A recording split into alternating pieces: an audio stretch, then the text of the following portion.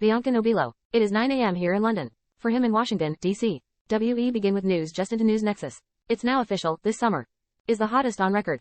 Globally by a huge margin. That's according to a report just released by Europe's Copernicus Climate Change Service. It found the global average temperatures for June through August of this 0.66 degrees Celsius above average. In Fahrenheit, that's more than 1 degree warmer. This summer was the fifth warmest on record for Europe, and sea surface temperatures have been on record highs in the North Atlantic and globally, and this record heat continues across parts of the U.S.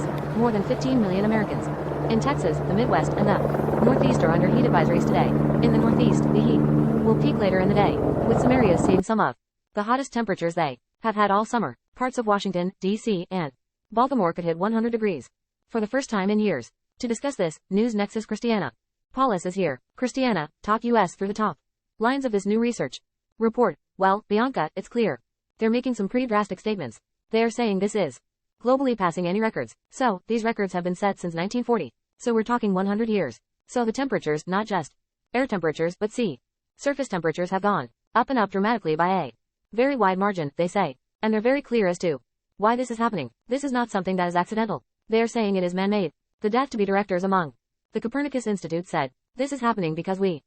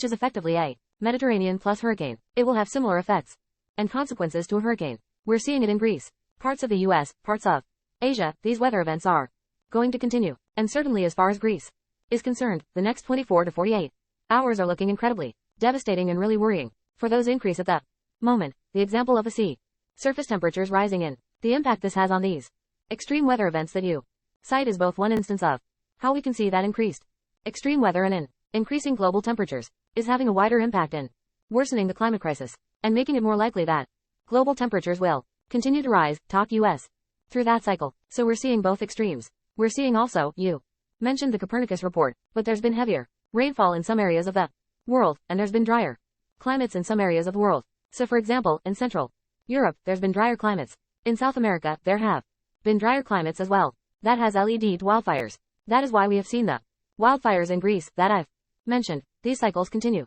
and as the weather is heating up, as the temperatures are getting more and more extreme, the climate is getting more and more ravaged by this. And then the civilian toll, the impact even see, we've been covering so much extensively with a Hurricane Idalia as, and emergency services become more and more strained as well. Just one tiny example in Greece is this one village, this tiny city in Greece. It has been absolutely devastated by these floods. There's been reported fatalities already, and also flooded the hospital. So, the area that people are then seeking refuge in is getting damage as well. So as the cycle continues, the rescue services, the locations we go to, two men seek refuge.